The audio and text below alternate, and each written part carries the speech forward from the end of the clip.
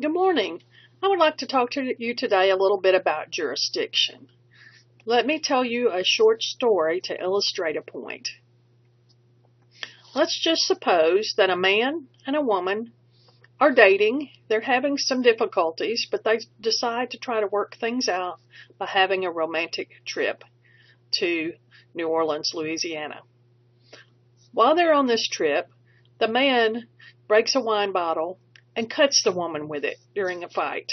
So she's hospitalized and heavily sedated, and while she's heavily sedated, he marries her without her really realizing it. Kidnaps her, takes her to his home in California, locks her up for a while, but she does escape and go back to Tennessee. At that point, of course, he could be prosecuted for a crime. But also the woman could sue him in a civil case, which is what we're going to talk about today. And the question that came up in this case was, what if she sues him in federal court in Louisiana? He may say, hey, California is really far from Louisiana. This isn't fair. That court should not be the one that has the jurisdiction. The case should be dismissed. And that would be a bad problem for her, because then she would have to start her case over in a different court, maybe in a different state. The statute of limitations could run out, all kinds of problems could occur, and it could be expensive for her. So it's important to her to keep the case going and not have the federal court in Louisiana dismiss the case. All right, so remember, she's a Tennessee resident. He's a California resident. The case was brought in Louisiana. Important to remember. You've got to look at two things, personal jurisdiction and subject matter jurisdiction. So let's look at personal jurisdiction first. Does Louisiana have personal jurisdiction over this man who lives in California? Well, ordinarily you would think no, he doesn't live there, so why should Louisiana have any authority over him? However, there is something called a long-arm statute, which says that if a person is doing an activity in a state they don't live in, that state can still have jurisdiction over that person, at least in connection with that activity or property that's in that state. So, for example, in this case, the man who lived in California went to New Orleans, injured the woman in New Orleans, and therefore the court would say he did enough to accept the fact that Louisiana has some control over this, or some interest in what he's doing, at least while he's there. And so that was enough to establish minimum contacts with the state of Louisiana. Visiting there, committing a tort there, that is enough to mean that Louisiana would be a good state to file the case in. And it kind of makes sense because the witnesses are going to be there primarily, and that's going to be the most efficient, best way to do it, even though it's a little inconvenient for this guy from California. Now, remember, though, you do have to think about due process of law and traditional notions of fair play and substantial justice. Well, a court would probably say in this case, yes, it's inconvenient for you to Mr. California. However, it's not impossible for you to travel here. It is not meaning that you don't get notice of what's going on or have a chance to defend yourself by receiving the complaint and the summons and knowing what's going on. It just means you're going to be inconvenienced. And the court would generally say, sorry, you've been to Louisiana, you did a bad thing in Louisiana, so we're going to require that you come back to Louisiana to defend yourself. So that's the personal jurisdiction question. But remember, you do also need subject matter jurisdiction.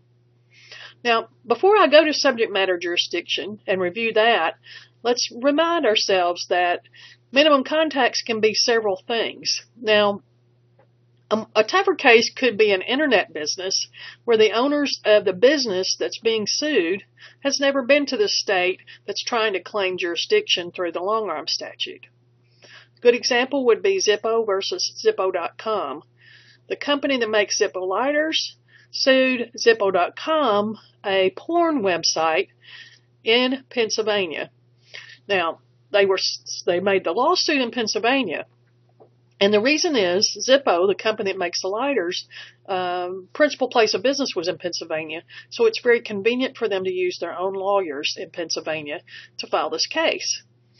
And Zippo.com, on the other hand, was a California company. And it was extremely inconvenient for them to have to come to Pennsylvania to defend. So how would a court decide to force Zippo.com to travel from California to Pennsylvania to defend themselves? Well, a court would probably look at were there minimum contacts. And in that particular case, the court checked the customer list of Zippo.com and determined that they had lots of customers who were paying customers in Pennsylvania. And for that reason, they had minimum contacts in Pennsylvania and had to defend themselves there. Now, if it was a situation where they had no paying customers in Pennsylvania, all they had was a website and people all over the world looked at it, but they weren't paying customers, it might be a harder question, and it might be that Zippo.com would not have to travel from California to Pennsylvania.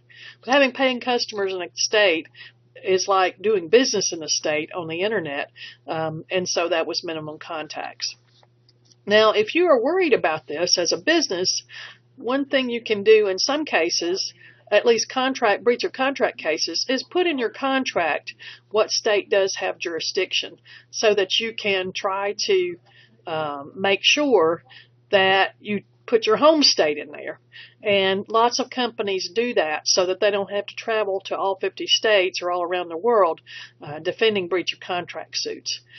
So sometimes you can do that, and that will help you, at least in contract cases.